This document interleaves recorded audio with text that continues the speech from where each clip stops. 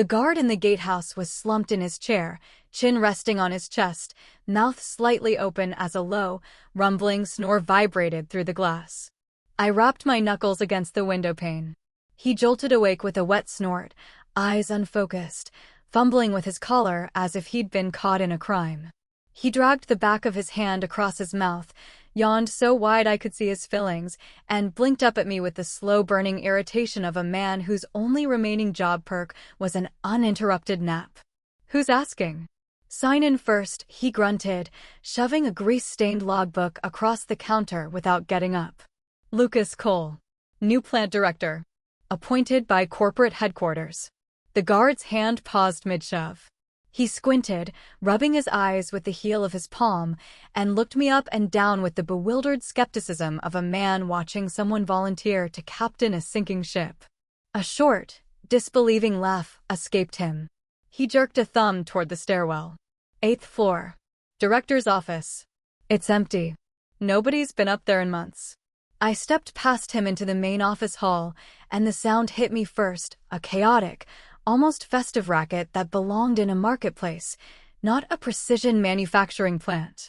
Clusters of employees were gathered around the break room, voices raised in raucous gossip that bounced off the water-stained ceiling tiles. Others were slumped at their desks, thumbing through short video apps with the volume on, or barking into personal phones about poker night and weekend road trips. The air itself felt thick and stagnant, saturated with the unspoken collective agreement that this place was already dead and everyone was just waiting for the coroner's signature. I didn't raise my voice. I just stood there in the center of the open floor, hands resting loosely at my sides, and let my gaze sweep across the room. For a long moment, no one even noticed. Then someone caught the glint of the discreet group-issued lapel pin on my jacket, and the noise began to fracture into hushed, darting whispers. "Is that the new director? Another scapegoat from headquarters. Looks young. Probably here to pad his resume. He'll be gone in a week." I let the words slide off me like water. My footsteps echoed steady and unhurried as I walked toward the stairwell and began the climb to the 8th floor. The stairwell was dim, the walls scuffed with decades of neglect, each landing a museum of faded safety posters and cracked linoleum. With every floor I ascended, the noise below faded, replaced by a hollow silence that felt almost reverent, the silence of a tomb no one had bothered to visit. The door to the director's office was ajar, the wood warped from years of coastal humidity. I pushed it open. A wave of stale air rolled over me, thick with dust, old cigarette smoke, and something sour that might have been forgotten takeout. The desk was a battlefield of expired production reports, yellowed blueprints, and crumpled instant noodle cups, their contents long since fossilized. In the corner, a folding cot was set up, a thin, stained blanket still rumpled on it. I could picture the previous director lying there, night after night, staring at the ceiling, drowning in the slow-motion collapse of everything around him.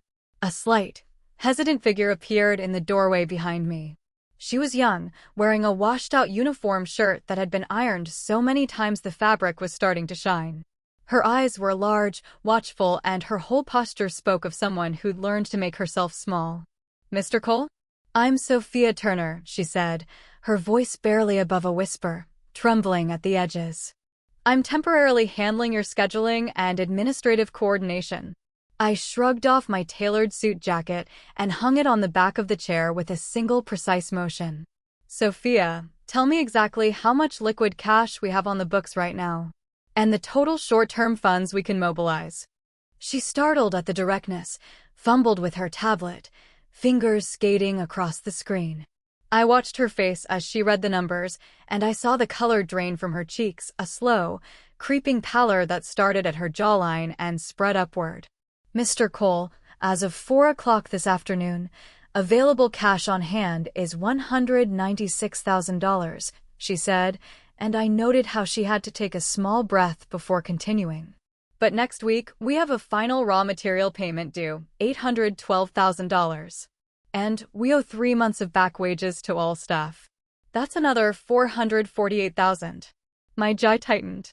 "So by Monday, unless we pulled over $1.2 million out of thin air, the cash flow would snap and the entire plant would grind to a halt. "That's what I thought," I said, my voice flat. "And headquarters has already sent 3 liquidation notices, demanding we inventory our assets and prepare for bankruptcy proceedings." Sophia bit her lower lip, nodded, and I saw the wet gleam of tears welling up in her eyes before she blinked them back. "Yes, the latest one came last Friday." I understood then, with a cold, clarifying certainty, exactly what this assignment was. Headquarters didn't send me here to save this plant. They sent me here to be the undertaker. They wanted me to sign the death certificate, take the blame for the funeral, and wear the disgrace so that the men in the executive suites could keep their hands clean. It was a beautifully constructed trap. Hand a young, ambitious engineer a doomed asset, let him struggle, and when he inevitably failed, bury his career alongside the wreckage. I walked to the floor-to-ceiling window and looked out over the plant grounds. From up here, I could see the full scope of the facility: orderly rows of production buildings, wide access roads, a sprawling footprint nestled in the industrial heart of Bay City. It was battered, yes. Rust streaked the corrugated roofs like old scars. Weeds had cracked through the asphalt in the loading yards. But the bones were still good. The location was still prime. This place had been gutted from the inside, but the foundation was still worth a fortune if you had the vision to see it and the guts to fight for it. I turned back to Sophia.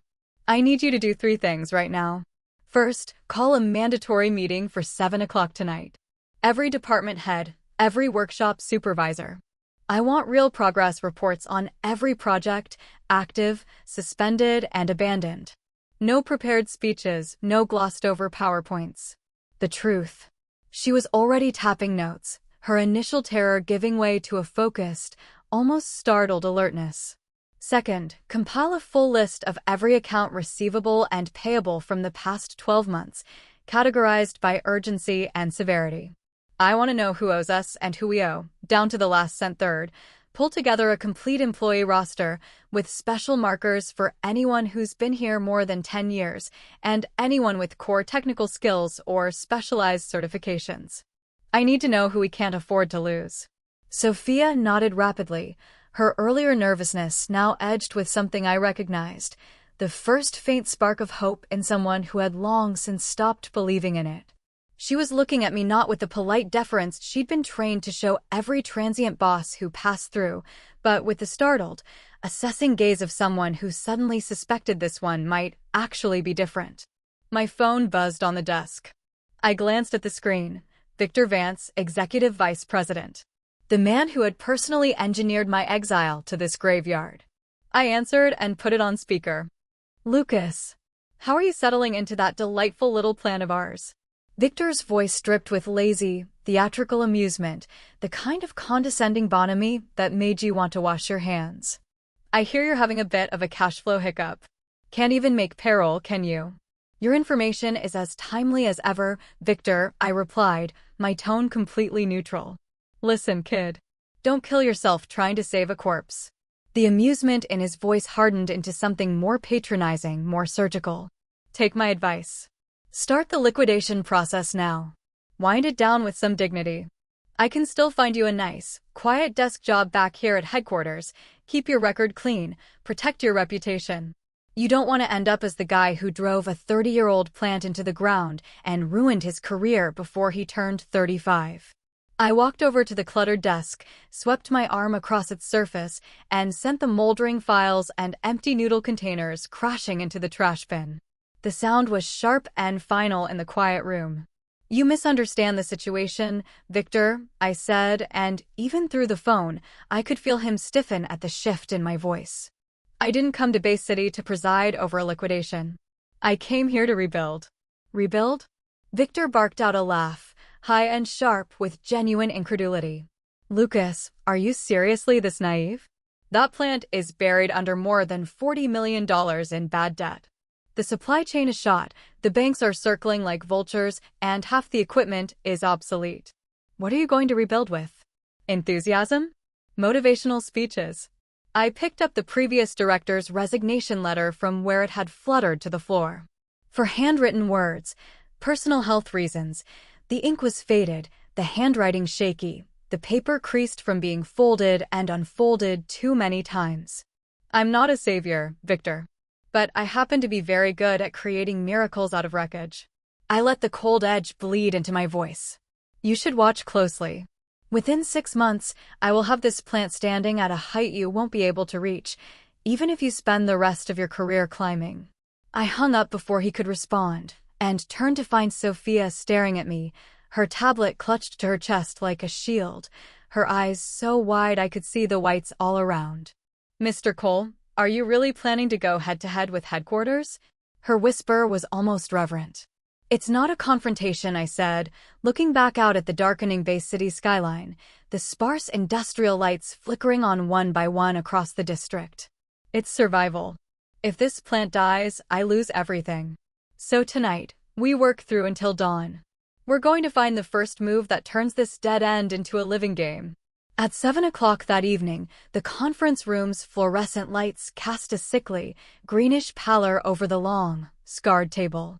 I pushed the door open at exactly 7. The room, which could seat 30, held exactly 3 people. Sophia was there, her tablet ready, her expression equal parts apologetic and mortified.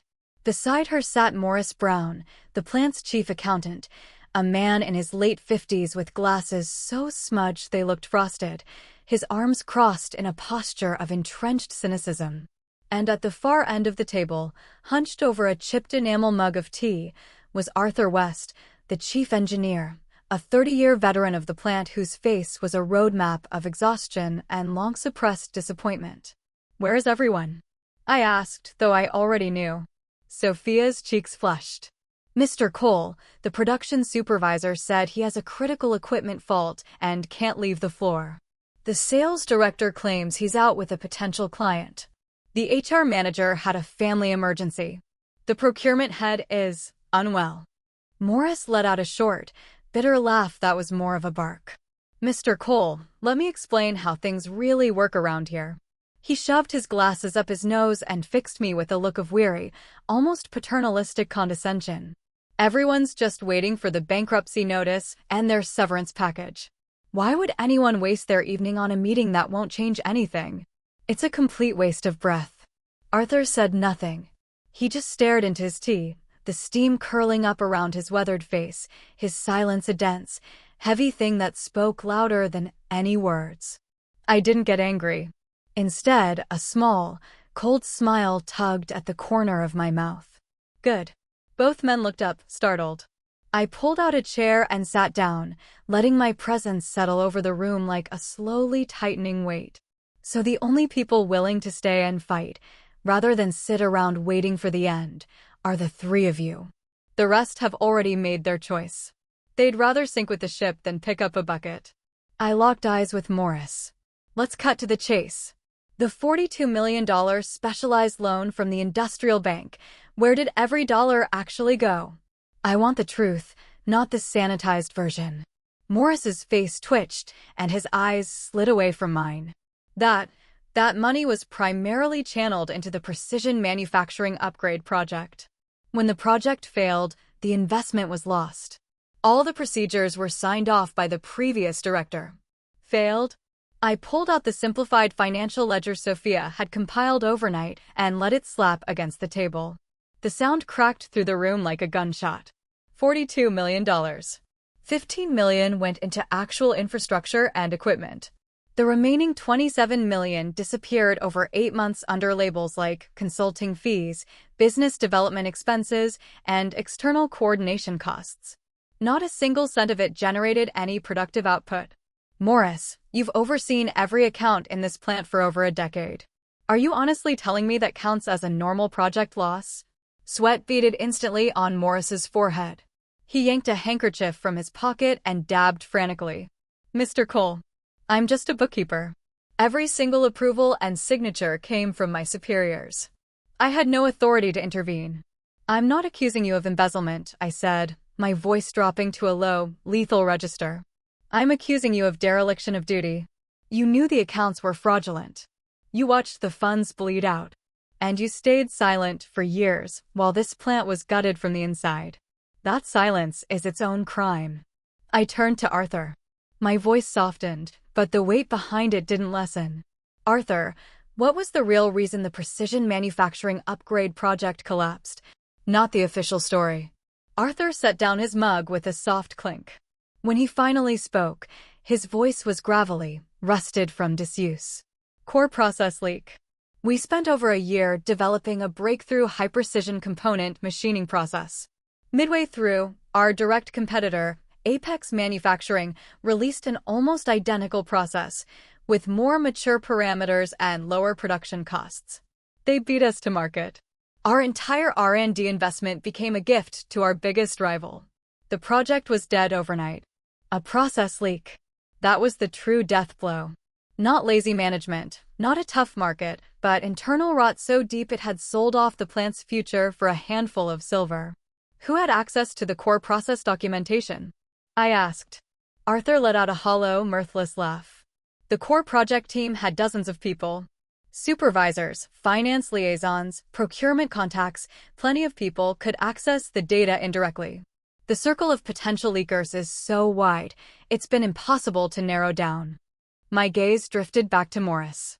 A technology leak of this magnitude always required a financial trail. Bribes, kickbacks, offshore payments, someone had to move the money. And the only person in this plant who could grease those wheels was the man sitting across from me, sweating through his cheap dress shirt. Meeting adjourned, I said abruptly. Morris blinked, a flicker of wild, undisciplined relief flashing across his face. That's it? We're done. I stood and walked to the door, then paused and looked back at him. My eyes were cold enough to make him flinch. Tomorrow morning, 9 o'clock. Every department head and supervisor will be in this room. Anyone who is late, absent, or calls in sick will be terminated for gross negligence. Zero compensation. Zero severance. This is not a negotiation. It is an order. As soon as we were out in the corridor, I turned to Sophia, lowering my voice. I need you to quietly pull every personal bank record, large expenditure, and asset registration for both Morris and Arthur from the past 18 months. The more hidden the trail, the more important. Focus especially on any financial connections to Apex Manufacturing. Sophia's breath caught. Mr. Cole, they've both been here for over a decade. Are you sure? This could backfire badly. The deeper the roots, the more rot they can hide, I said. We don't pull out the decay. This plant never comes back to life. Back in the empty director's office, I pulled out the thick audit report headquarters had sent along with my transfer orders. I had read it 3 times already. It was a masterpiece of bureaucratic obfuscation, dense jargon, hedged conclusions, risk assessments that hinted at everything and confirmed nothing. It wasn't designed to uncover the truth. It was designed to bury it under a paper avalanche, creating a plausible narrative of market forces and unfortunate mismanagement that would protect the real architects of this disaster. Victor and his circle knew exactly what had happened here. They knew about the leak, the embezzlement, the slow, deliberate murder of a profitable plant. And they had sent me here to be the patsy, the final name on the death certificate, so they could walk away clean. I worked through the project archives late into the night. File after file of sterilized reports, redacted emails, and suspiciously incomplete meeting minutes. Nothing actionable. Nothing I could use as a weapon. The frustration was a physical thing, coiling in my chest like a spring wound too tight. Then, at the very back of the bottom drawer of a filing cabinet that looked like it hadn't been opened in years, my fingers brushed against something different. Not a typed report, but a piece of paper so saturated with machine oil it was nearly translucent, covered in deep fold creases. I drew it out carefully and laid it flat on the desk. It was a hand-drawn process flow diagram for a completely new alloy forging technique. The lines were chaotic, scribbled in what looked like furious bursts of inspiration, but the logic was brilliantly coherent. Mechanical stress parameters, proprietary temperature curves, chemical composition ratios, all annotated in a tight, precise script that spoke of a mind operating at the highest level. This wasn't the old, leaked precision process. This was something entirely different, something radically advanced, a vision that could rewrite the rules of the entire heavy manufacturing sector. My heart began to beat faster, a steady, accelerating drumbeat of recognition. I took out my phone and photographed every inch of the diagram, then encrypted and uploaded the images to a secure server. The address I sent it to was an old contact from my graduate research days, a materials engineering lab run by one of the sharpest minds in the field, a man who owed me a significant favor. 30 minutes later, an encrypted reply arrived. One sentence. Asterisk, this process architecture is extremely advanced. Fully developed, it would leapfrog current domestic heavy manufacturing technology by a minimum of 5 years. Potentially revolutionary. Asterisk.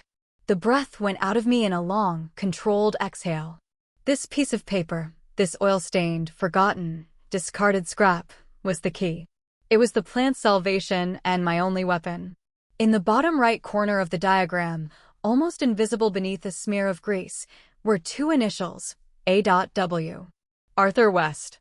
The next morning at 9 o'clock, the conference room was packed. Every supervisor who had blown off the previous night's meeting was now seated upright, dressed in their best, wearing expressions of calculated deference that couldn't quite mask the resentment simmering underneath. My ultimatum had yanked away their comfortable safety net. No one dared gamble on being fired without a severance check. I didn't waste time on preliminaries.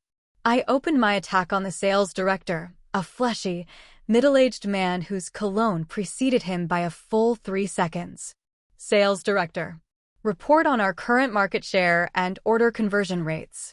He launched into a wheezing, well-rehearsed speech. Mr. Cole, you have to understand the macro environment this year. The whole manufacturing sector is contracting. Competitors are slashing prices, raw material costs are through the roof, clients are squeezing margins everywhere. Our share erosion is really just a reflection of broader industry trends. Stop. The word cut through his monologue like a blade. The room went absolutely still. I don't want to hear about the macro environment, I said, my voice lethally quiet. I want to hear about your actual work output.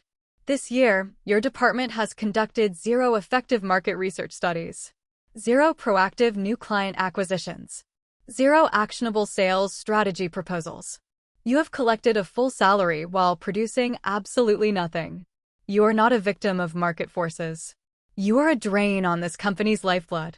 His face flushed a deep, blotchy crimson. His mouth opened and closed soundlessly.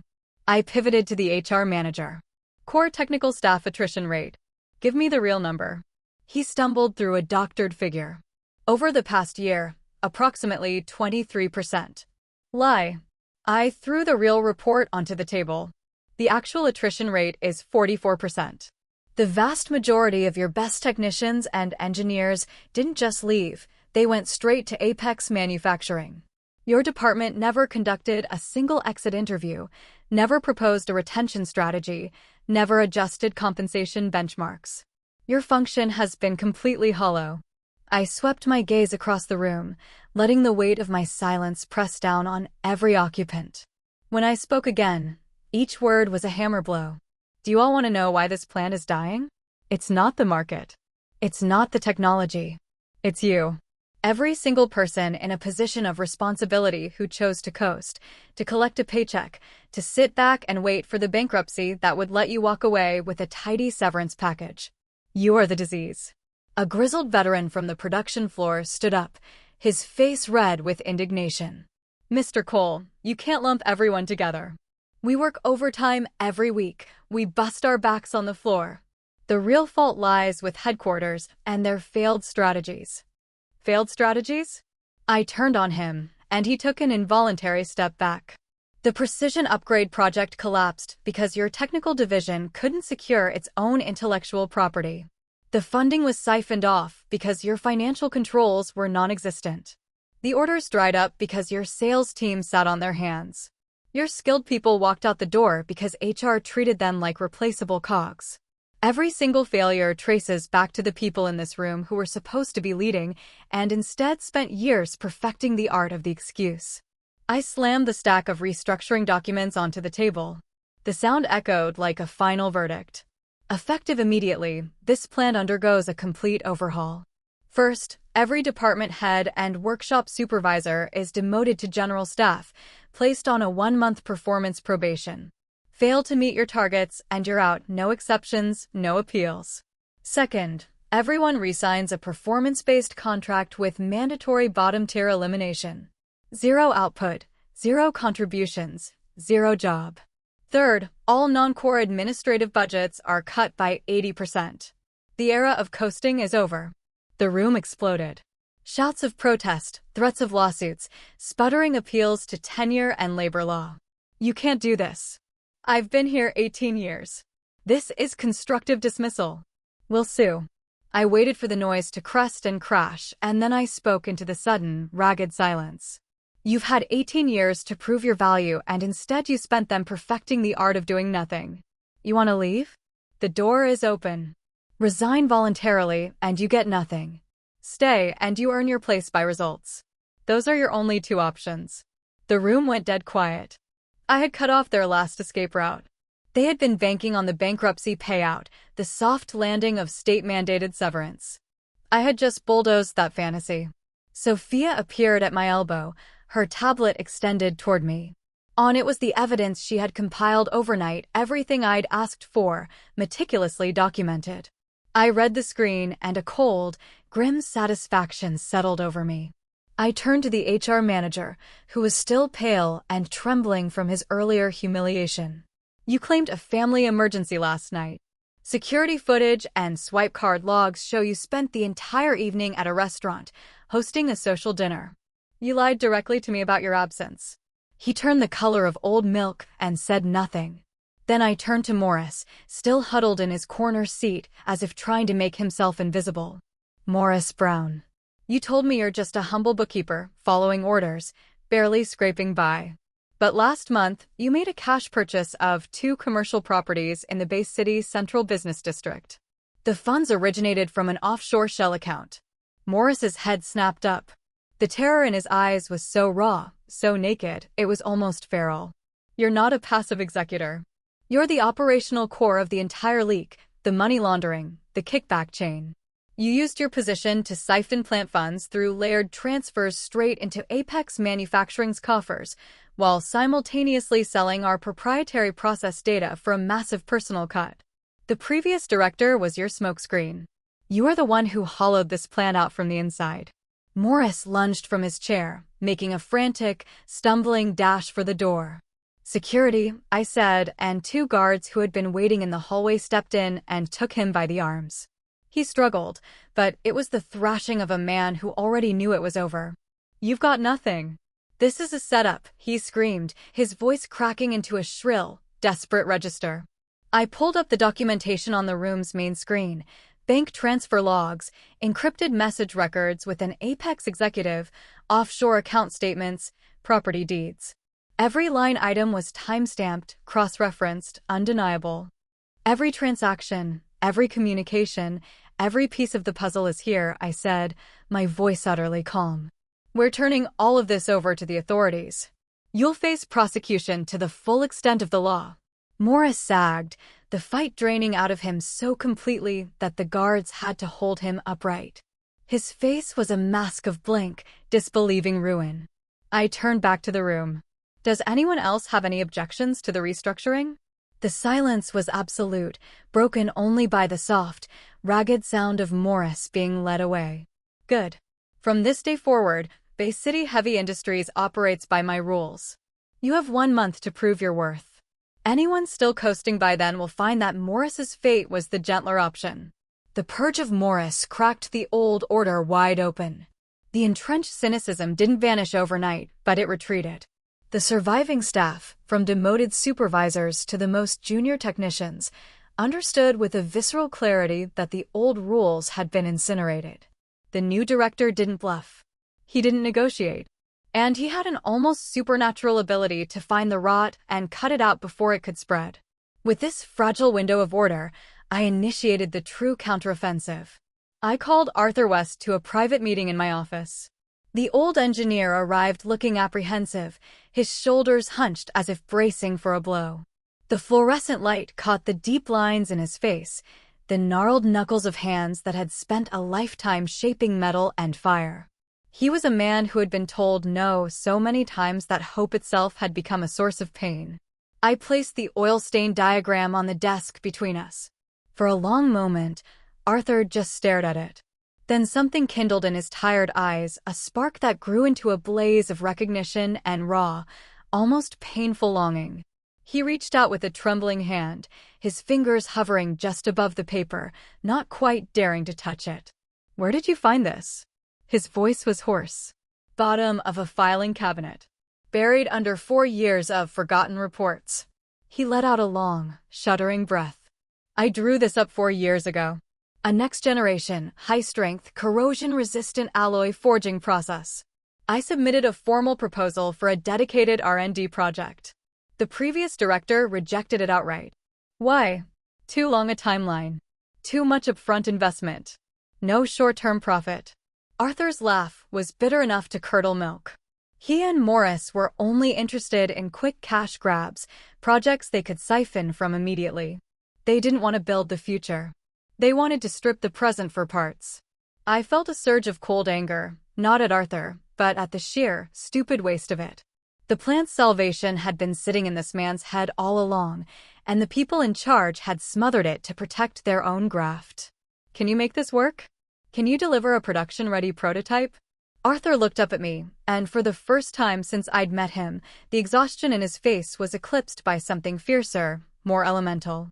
The stubborn, unkillable fire of a true craftsman.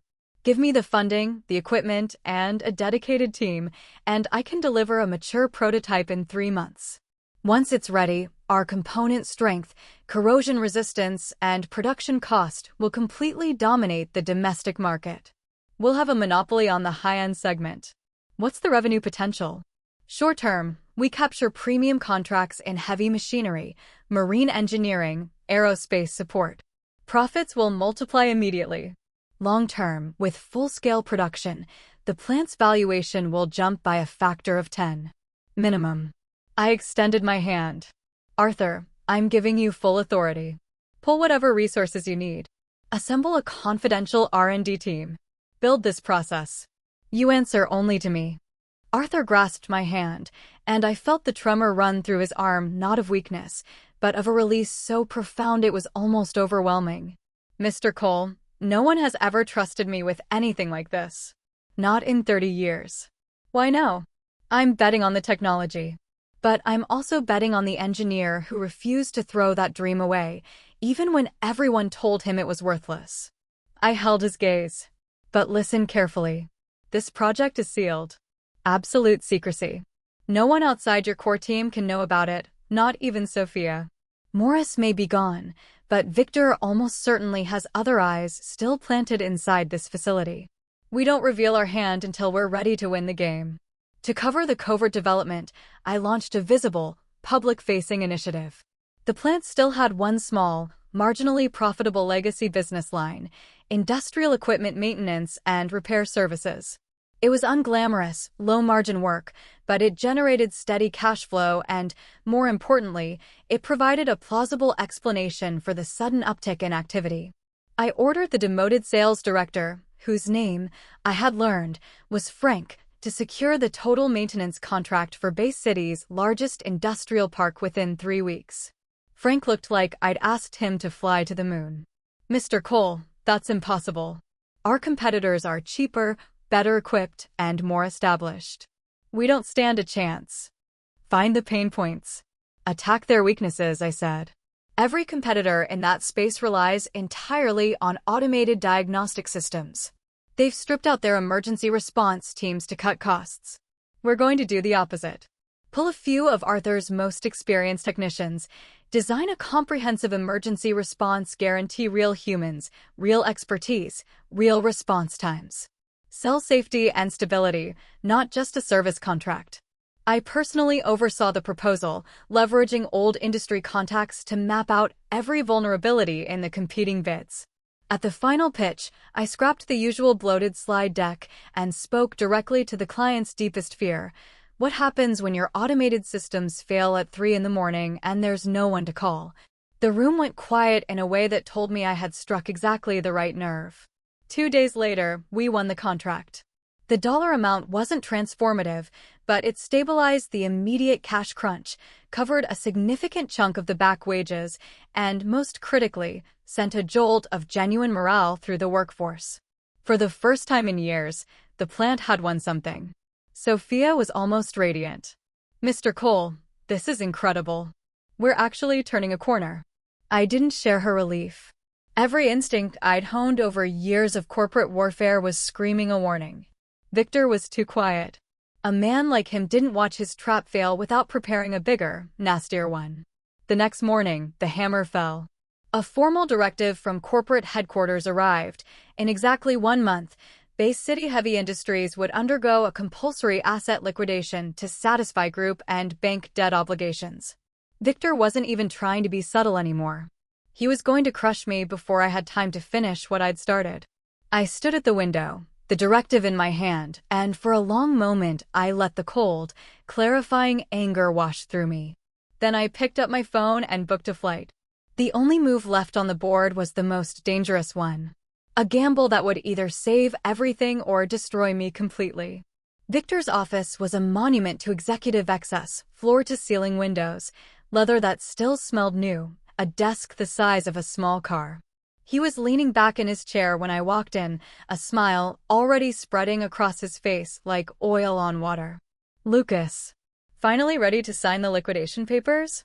I knew you'd come around." I didn't sit.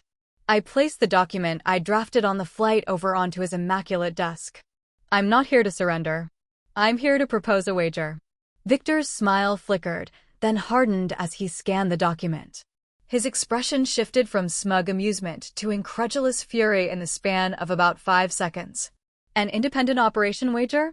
Have you completely lost your mind? You're proposing that a debt-crippled, functionally bankrupt branch plant operate autonomously, outside group control." "That's exactly what I'm proposing," I said, my voice steady as a metronome. "Think it through, Victor. Forced liquidation looks like a clean exit on paper, but it's a strategic disaster. This plant holds multiple core heavy industry patents. If a competitor snaps them up at auction, you've just handed your biggest rival a fully loaded weapon. And bulldozing a legacy manufacturing facility that's been a regional employer for 3 decades will shatter the group's relationships with local government and industrial partners across the entire southern corridor. You'll lose far more than you save." I could see the calculation flickering behind his eyes. He was a predator, but he wasn't stupid. He knew I was right. "My wager gives you a risk-free guarantee. Suspend the liquidation. Release $14 million in designated working capital. Grant me 3 full months of independent operational authority, no interference in personnel, finance, or strategy. At the end of those 3 months, if the plant is not profitable and if its valuation has not increased by at least 30%, I will personally resign without conditions. I will assume all outstanding plant debt. And the plant, its assets, and all its patents will transfer to the group for the nominal sum of $1. You lose nothing, and you stand to gain everything." Victor stared at me, and I watched the greed slowly consume the anger in his expression. This was a bet where he risked absolutely nothing and stood to either see me publicly destroyed or to reap a windfall. For a man like Victor, it was an almost irresistible proposition. "You're seriously willing to take on $40 million in personal liability if you fail?" His voice was barely more than a whisper, as if he was afraid saying it too loudly would make me realize the insanity of the offer. "I never make a promise I can't keep," I said. He laughed then, a short, sharp bark of pure, predatory pleasure. "Fine. I'll sign your ridiculous wager. I am going to enjoy watching you try to spin garbage into gold." As he reached for his pen, I added one final condition. For the duration of the wager, the group may not conduct any audits, investigations, or operational interventions. Complete autonomy. Not even a phone call. Victor waved a dismissive hand. "Done. You can have all the rope you want." He scrawled his signature with a flourish and shoved the document back across the desk. "Enjoy your 3 months, Lucas. I'll be sure to send flowers to the liquidation ceremony." I was already at the door when his voice stopped me, dropping to a tone of intimate, almost theatrical menace. "One more thing, Lucas. Don't get too cocky just because you've flushed out Morris. You think you've cleaned house, but you're still surrounded by people you can't trust. Not everyone on your team is as loyal as they seem. I didn't turn around. I didn't let him see the ice water shock of that warning hit my bloodstream. But as I walked out of his office, my mind was already racing through the implications. Victor had just confirmed that Morris had been a sacrificial piece, not the final player. There was still a mole inside my operation. And the list of people with enough access to do real damage was terrifyingly short. Sophia. The person who handled every sensitive document, every schedule, every piece of evidence I'd built. The one I had trusted without reservation. I boarded the return flight with a plan already crystallizing in my mind. If Victor wanted to plant a spy in my inner circle, I would use that spy to feed him exactly the kind of poison he was so eager to swallow.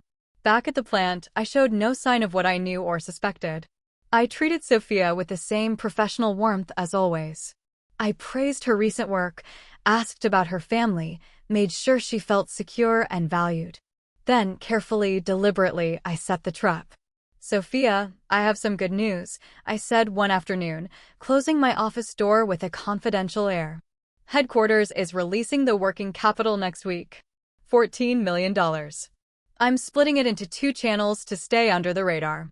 I leaned in slightly, my expression one of calculated trust. $7 million goes into a temporary corporate account at First Eastern Bank, designated for equipment procurement. You'll create the paperwork listing it as an old equipment upgrade fund. The auditors won't look twice at it.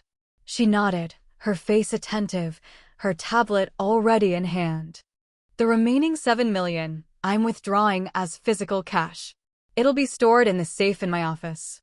That's for off-book materials procurement and the confidential tech development. No digital trail. You'll have the only spare key.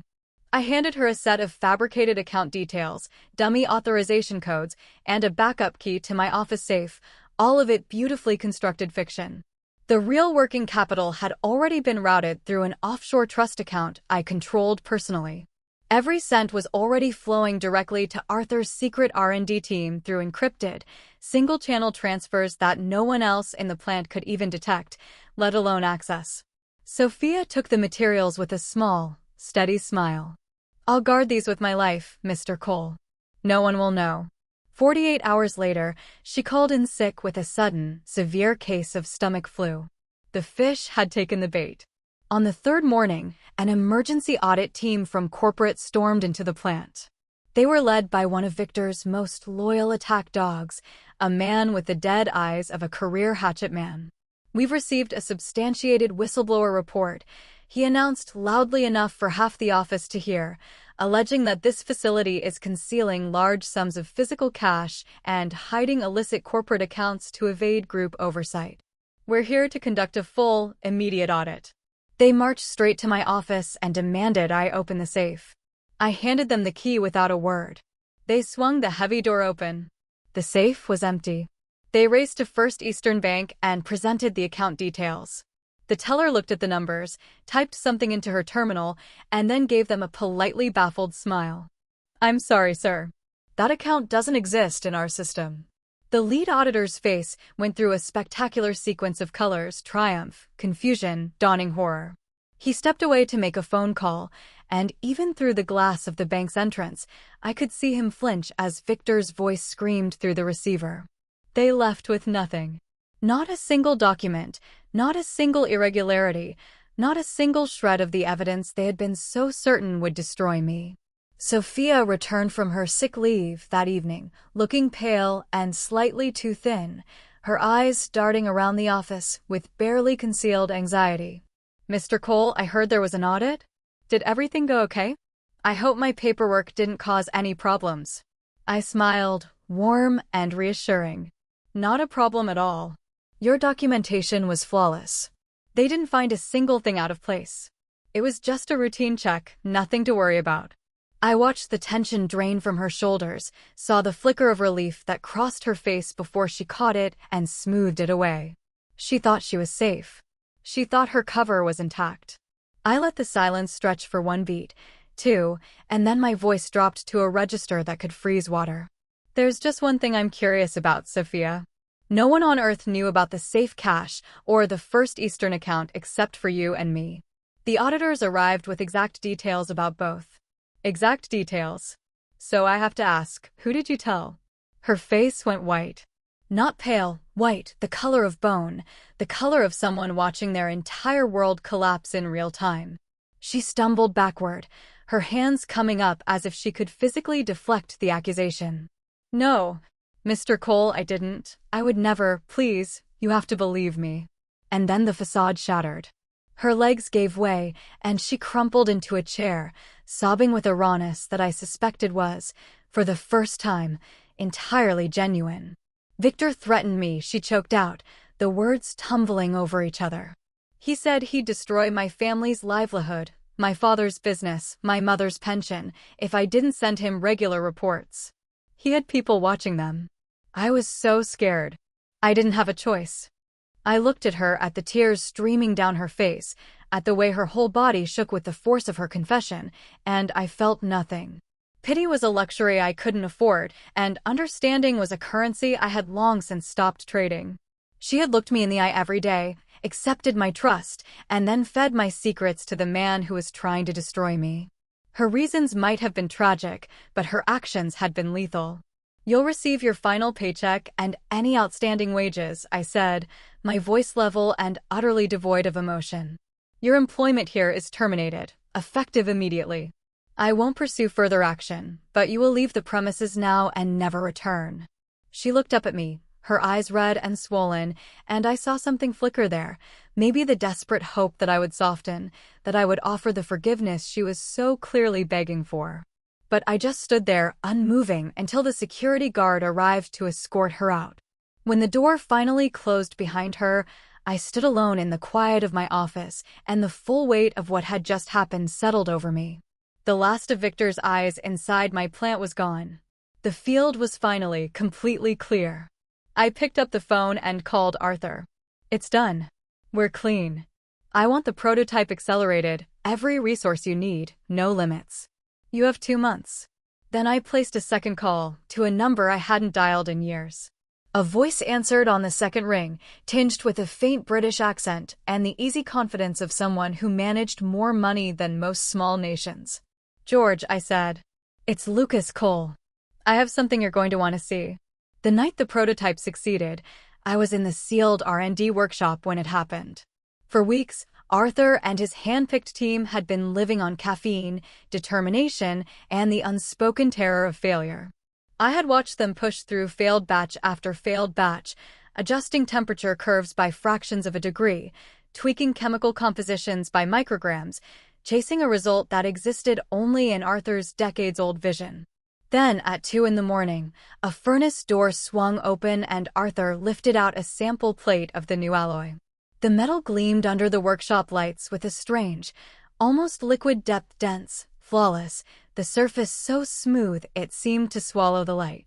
He carried it to the testing rig with the reverence of a man holding a newborn child. The numbers came up on the screen one by one, and a hush fell over the room. Tensile strength, 43% above the current industry benchmark. Corrosion resistance, 61% improvement. Projected production cost, 27% lower than the nearest competitor. Arthur turned to me, and there were tears streaming down his weathered cheeks, cutting clean tracks through the grime. We did it, Mr. Cole. After 30 years. We actually did it. I put a hand on his shoulder. No, Arthur. You did it. Now, let's make sure the whole world knows.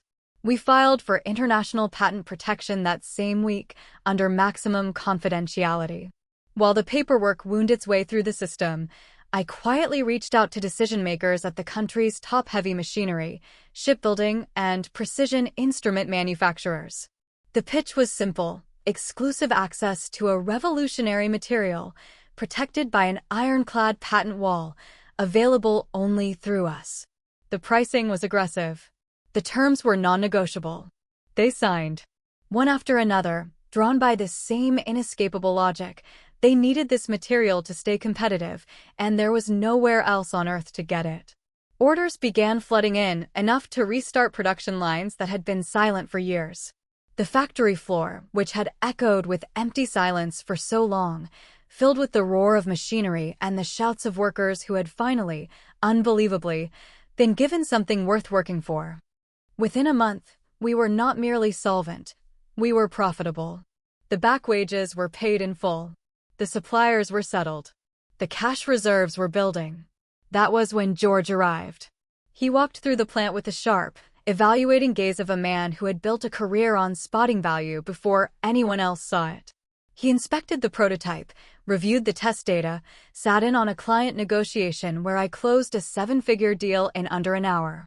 When we finally sat down in my office, he shook his head with a kind of admiring disbelief. "Lucas, you've taken a pile of scrap and turned it into a monopoly. This is genuinely astonishing." "I'm glad you think so," I said.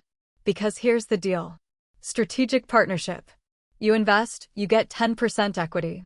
The valuation is $1.4 billion. George actually laughed. "Your book assets are barely $70 million. You're asking me to value this company at 20 times its balance sheet. The balance sheet reflects the past. The technology defines the future." I leaned back in my chair. "You're not buying what this company was. You're buying what it's about to become. And I should warn you, if you pass, 6 months from now, a 10% stake will cost you so much you won't even get a meeting." We negotiated for 3 days. It was intense, granular, and at times genuinely combative. But in the end, George was too smart to walk away from a monopoly. The deal closed, $140 million in venture capital, in exchange for 10% equity. The plant's valuation had just multiplied 20-fold overnight. I compiled the profit reports, the venture capital agreement, the new valuation, and the patent filings into a single package and sent it to corporate headquarters. Victor's call came within 15 minutes of the documents landing in his inbox. His voice was unrecognizable from the smug drawl of our last conversation. Now it was tight, shrill, vibrating with barely controlled fury. "Lucas, you signed a foreign venture capital deal without authorization. You've assigned an external valuation to a group subsidiary without approval. You have absolutely no authority to do any of this." I let him rage for a moment, then cut through the noise with perfect, surgical calm. "Victor, I suggest you reread the terms of our wager.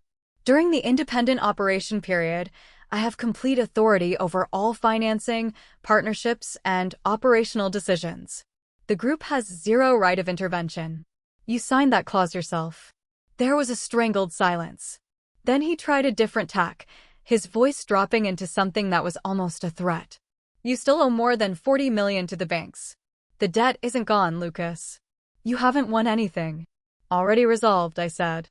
"I've used the venture capital as collateral for a comprehensive debt restructuring with the lending banks. The repayment schedule has been extended by 5 years, with significantly improved terms. Bay City Heavy Industries is completely free of any near-term insolvency risk." The silence on the other end of the line was so profound, I could hear the faint hum of the office electronics in his suite.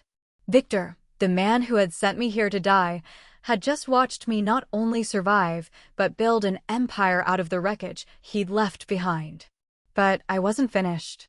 With George's capital and connections, I initiated an aggressive reverse merger listing process, moving at a speed that deliberately outstripped corporate's ability to react. Assets were restructured, the core technology was ring-fenced, and the listing application was filed before anyone at headquarters could mount a legal challenge. The board of directors convened an emergency session.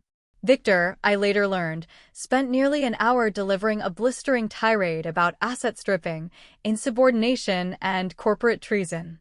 But then the financial projections were passed around the table. The patent filings. The signed client contracts. The valuation report. And one by one, the directors, men and women who had spent their entire careers following the scent of profit, looked at what I had built and silently, irrevocably, changed sides. By the time the 3-month wager period expired, every single target had been not just met, but obliterated. Bay City Heavy Industries was profitable, debt restructured, patent protected, and fully prepared for its public listing. The corpse Victor had sent me to bury had risen from the grave and was now strong enough to tear down his whole house.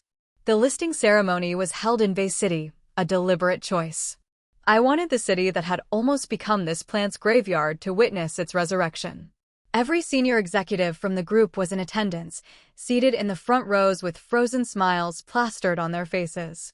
Victor was among them, dressed in an immaculate suit, his expression a strained mask of congratulatory goodwill that couldn't quite conceal the fury and terror burning behind his eyes. He had come to attend a funeral. He was being forced to witness a coronation. I took the stage in a tailored suit, and I spoke without notes. I thanked Arthur West, publicly, by name, for 30 years of unrecognized brilliance and for the sleepless months he and his team had poured into the impossible. I thanked the workers on the floor who had stayed when it would have been easier to leave, who had chosen to believe in a future everyone else had written off. I thanked George for having the vision to bet on a long shot. When the ceremony ended and the bell had been rung, Victor approached me. He had reassembled his composure, and his face was arranged into an expression of paternal magnanimity so false it was almost physically repulsive. "Lucas, truly remarkable. You've done the whole group proud." He clapped a hand on my shoulder, squeezing just a little too hard. "Now that the plant is thriving, it's time to think about the bigger picture. Come back to headquarters. I'll personally sponsor your appointment as Group Vice President overseeing the entire heavy industry division. You've earned it. A brilliant future awaits." I looked at his hand on my shoulder, then back up at his face. "Victor, you seem to have forgotten the final clause of our wager agreement. Upon successful completion, Bay City Heavy Industries becomes a fully independent entity. I am not subject to any group personnel authority or jurisdiction. You don't get to offer me a job. You don't get to make me any offers at all." His smile cracked, the mask slipping. "Lucas, there's no need to be so absolute. I brought you up through this company. We can still work together. Don't burn bridges you might need." And then I decided, standing there in the noise and the lights and the wreckage of all his schemes, that it was time to stop pretending. "I was sent to Bay City not because I was incompetent, but because I found out what you were doing," I said, my voice low enough that only he could hear, sharp enough to cut bone. "I know you used the precision manufacturing upgrade project as a front to launder money and strip the group's assets. Morris was just your mop boy. I followed his trail all the way back to your door." The color drained from Victor's face so fast it looked like a special effect. His hand fell away from my shoulder. "When I cleaned up Morris's mess, I also collected the full record of your involvement. Every transfer, every shell account, every back-channel instruction. That documentation has been delivered to the board of directors and the corporate investigations unit. You didn't come here today to offer me a promotion. You came here to beg me not to destroy you." Victor's mouth opened, but no sound came out. He looked suddenly, terribly old, a man watching the walls of his carefully constructed world cave inward. "Lucas, we can work this out. I can give you equity, real power, a seat at the table. A partnership." "It's too late for that," I said, and I turned and walked away, leaving him standing alone in the middle of the celebration he had tried so hard to prevent. The victory banquet that evening was a lavish affair. Champagne flowed, congratulations echoed off the walls, and the mood was electric with the giddy triumph of the impossible made real. The surviving department heads and old guard supervisors clustered around me, their faces wreathed in eager, ingratiating smiles. Frank, the demoted sales director, lifted his glass with an almost theatrical flourish. "Mr. Cole, congratulations on the listing. We've all been through so much together. I'm sure the employee stock option plan will recognize the loyalty of those of us who've been here since the dark days. We're ready to give this company everything we've got."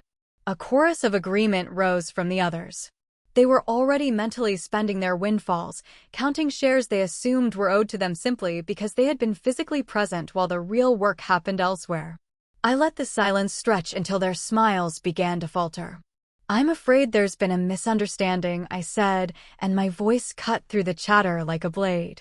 "The employee stock allocation for this listing does not include any of you."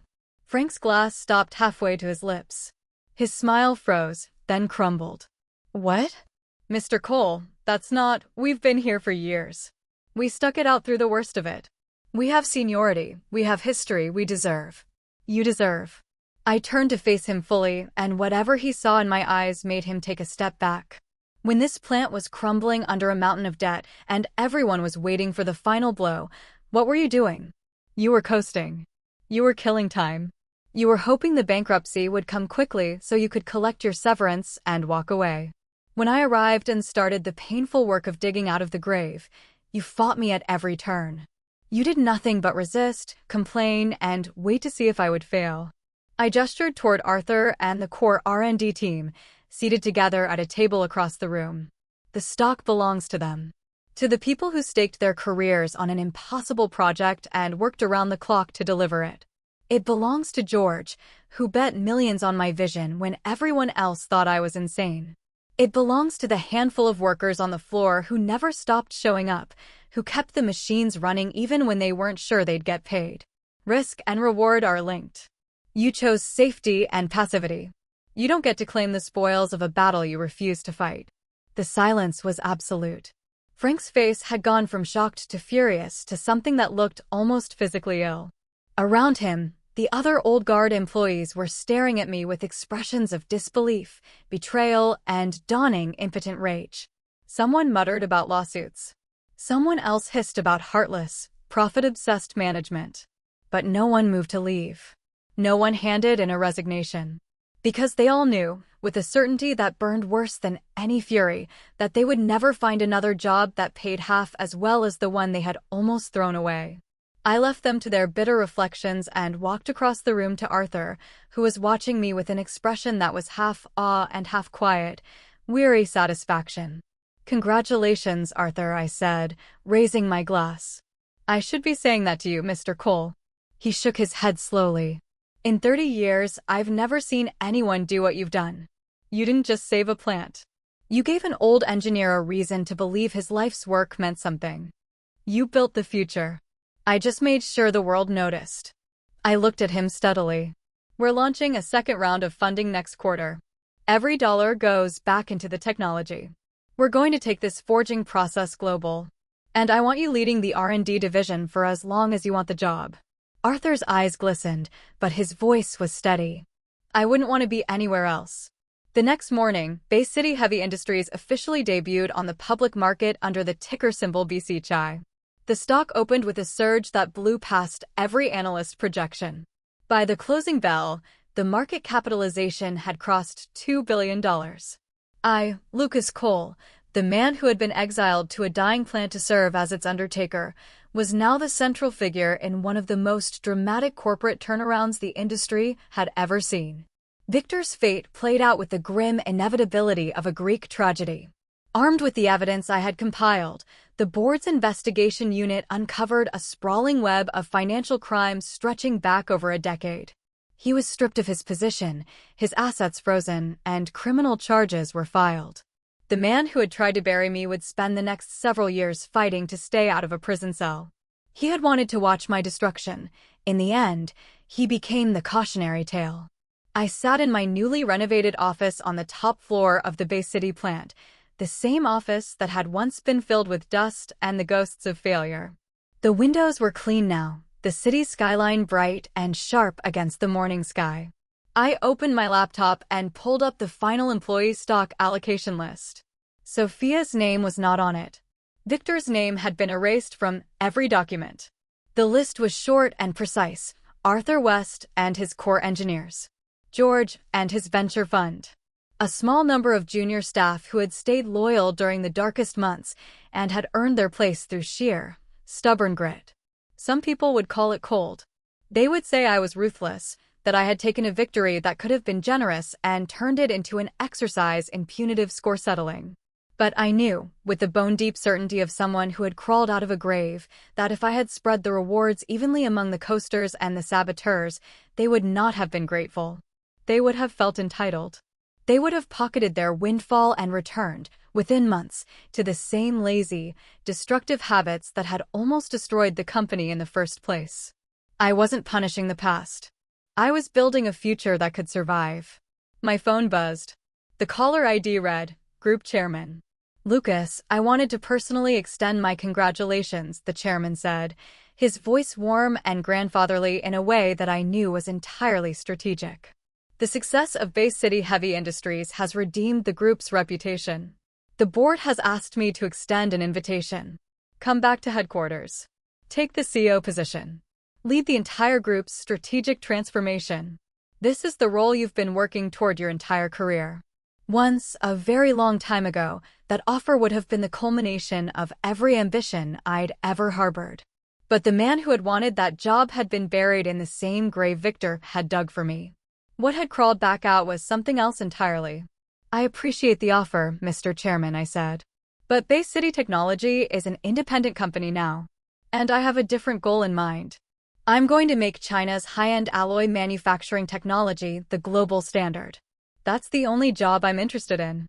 I ended the call and turned my chair toward the window.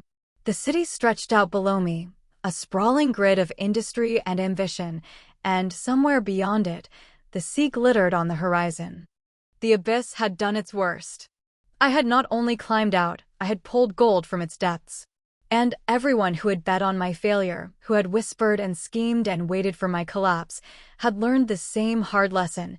You cannot kill a man who has already died once and decided that hell wasn't good enough to hold him.